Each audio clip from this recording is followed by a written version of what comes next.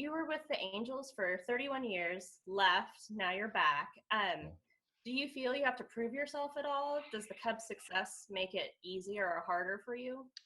Um, my mind doesn't work that way. Um, I've never really thought of having to prove myself, and I don't hope that doesn't sound pretentious. I've trained for many years to do this job, so I rely on my training. I'm very much a process guy.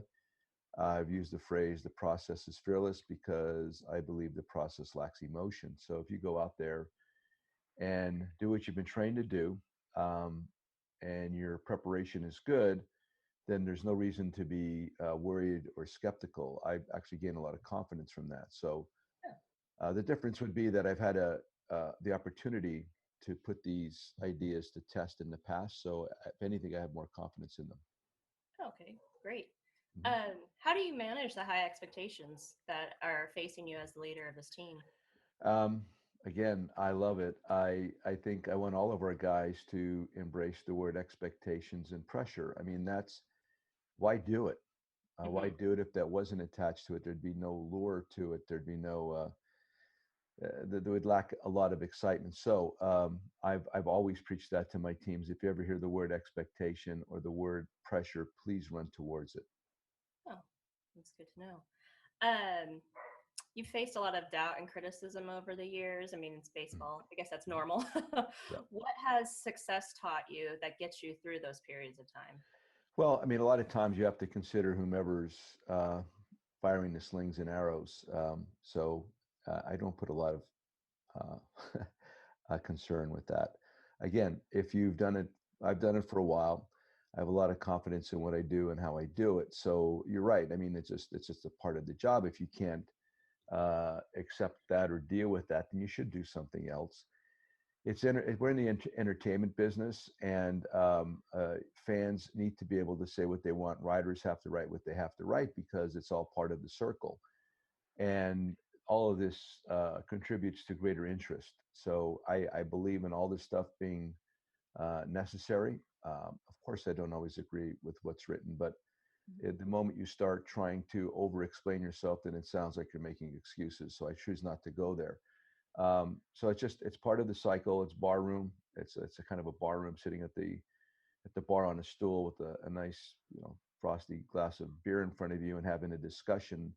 I'd love to see that happen more often. I grew up that way in Pennsylvania, and I think it's a necessary part of what we do. Hmm.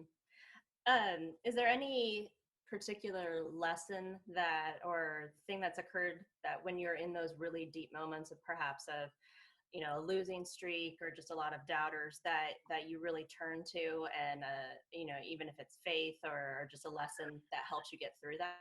Yeah, I just remind myself to be consistent. When I walk in the door, be consistent. Um, I've had a chance to observe a lot before I got this job, and a lot of times when you went through those tough moments, the inconsistency of the leader leads to even more um, doubt, more or a longer losing streak. They need to see the same guy through good and bad. Um, I try. I try not only try. I don't. I'm not punitive.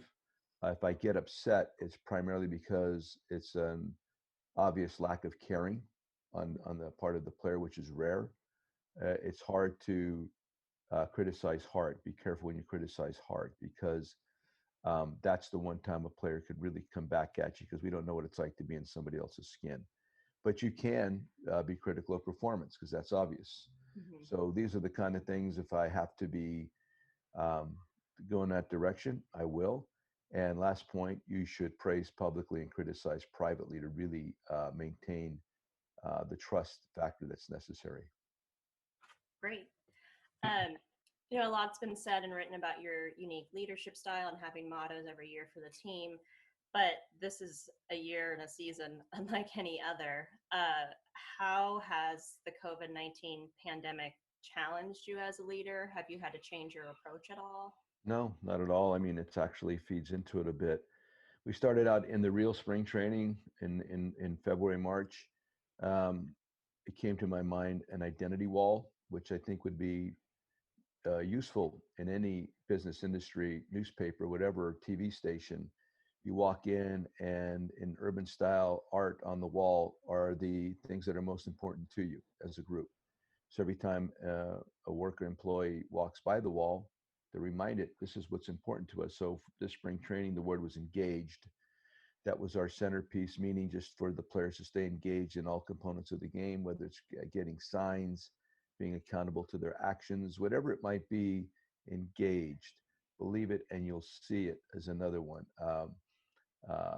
We went with baseball wise, we are first to third as an example. You can put your baseball models up there too, relentlessness. So that actually, when I thought of it, was during a drill. I kind of like it, and I think that's something I like to perpetuate. So that's one, and I'm wearing the one right now. And I was just thinking the other day, uh, feel, Hmm. feel, which is the gift of experience. I was doing something for a friend for a book, and I was trying to describe him appropriately, and the thought came to my head: the guy had great feel, and then Hmm. he had a tremendous amount of experience getting there. So feel is the gift of experience, and that's the latest thing. I brought back uncomfortable on one of the hoodies recently, and it's funny, like especially when you go to a new group, how it resonates with the coaches and the players. So my plan is to interject little thoughts during the course of the year. Okay, great. Mhm. I want to talk to you about your charity specifically Thank now. you. And Respect 90 seems to be quite active all over the US. And I was just wondering, what was it that first inspired you to start that and to give back in this particular way? Funny, but it's right down the street. I'm in Long Beach right now. I used to ride my bike from Seal Beach down to Huntington and Newport and back, but I lived in El Dorado Park, which is a little bit further in, at my uncle's house. I'd bring my bike in the back of my truck to Sunset, get out of it, and I'd start riding. And you're presented with a lot of homelessness, Mm-hmm. people pushing their entire life in a shopping cart, destitute. And then you go into the men's room, stopping along the way if you had to go to the bathroom, and there'd be, you know, guys passed out on the floor. Really bothered me to the point one time I tried to pick a guy up and help him, and got actually got swung at. So I mean, it's just Yeah. there's a lot of mental illness involved. So the thing was, I wanted to get involved with homelessness, feeding that group of people. So when I got to Tampa Bay, we started something we call Thanksmas. I think all of this has been born of the phrase Thanksmas, where I believe these folks need our help on any day of the year, and not just on holidays. So we picked a day between Thanksgiving and Christmas to illustrate food. The kitchen table, for me, really a source of warmth and great conversation. And the fact that I'm Polish Italian, we went with pierogi and spaghetti and meatballs and sausage. So it started with that concept. And Mhm. then eventually, when I went back home in 2010 to Hazleton, our town had become really heavily endowed with Hispanics, primarily from Dominican Republic. Mhm. Tremendous disconnect and fear and trepidation. My hometown was not at all like I'd grown up in, and I really felt as though we were on the verge of collapse. The city was going to die if we did not learn how to cohabitate and understand that these folks are here to help us, and they're going to be the rebirth of Hazleton, just like my Italian and Polish grandparents had been years prior to that. We have this opportunity to relive history as it had been in present time, where we've always romanticized these conversations with the people before us, and now you're going to push away from it. Wow, that it was totally inappropriate, I thought. So Mhm. we put together the Hazleton Integration Project. We got funds together. We have our own building, the Hazleton One Community Center now, where we have academic and athletic programs. And part of the concept originally was to do it well enough that other people would want to copy us and that we could help them too. I got all kinds of ideas on this. We can go on and on, but that's the crux. That's at the basic crux of it. Um, I'm not boots on the ground all the time, but I'm heavily involved. My wife Jay is too, and the Mhm. people, my cousin Bob and Elaine back home, really have done the yeoman kind of work behind us. It's spectacular, quite Mhm. frankly, and we keep getting bigger and better. And right now, a lot of it is based on providing food for a lot of the citizens back home. Great, great. I've noticed that with charities, people tend to have the charity just in the city that they're in, and in baseball, wherever you're playing. But your charity still seems to have a presence in all the cities that you have been in, and continues to do that. How important is that to you to maintain that presence? I just had a conversation with the entire team about that, trying to promote that we get more involved in our communities. Everything that's going on right now, social injustice, all the political conversations going on right now, to get involved in your community, meaning where you're playing, where we're playing in Orange County, Anaheim right now, to definitely get involved in the community, to the point, go to the front office and ask them, how do I start a foundation? And whatever your truth is, whatever speaks to your truth, get involved in that. Mm-hmm. And that's how you make a difference. Because I think a lot of times, unless we have a large enough soapbox, we feel as though our voice is not going to be heard. Thus, you choose to do nothing, which is a bad choice. So, talked about that. And then just what you're talking about, exactly right on, to get involved where you came from. I think a lot of times that's left out. Mm-hmm. So it's important to be wherever boots are right now. Um, Long Beach, and we've been involved here, Jay and I, also with the women's shelter here in Long Beach. Wherever you're at, get involved, be part of the solution, but never forget where you came from. And that, I think that would be a great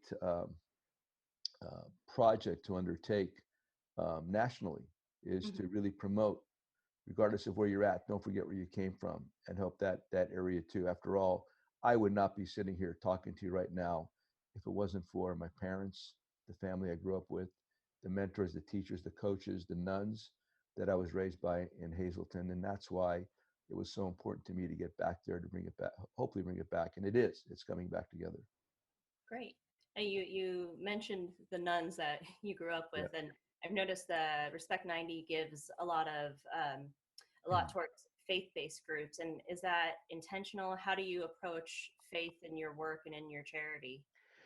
It's not intentional. A lot of it is the fact that those groups are involved in charity. The Catholic Charities in Chicago, we've been involved with them. Salvation Armies, throughout, wow, up and down that west coast of Florida, from Tampa or St. Pete, Tampa, St. Pete, all the way down to Fort Myers. We've been involved there also.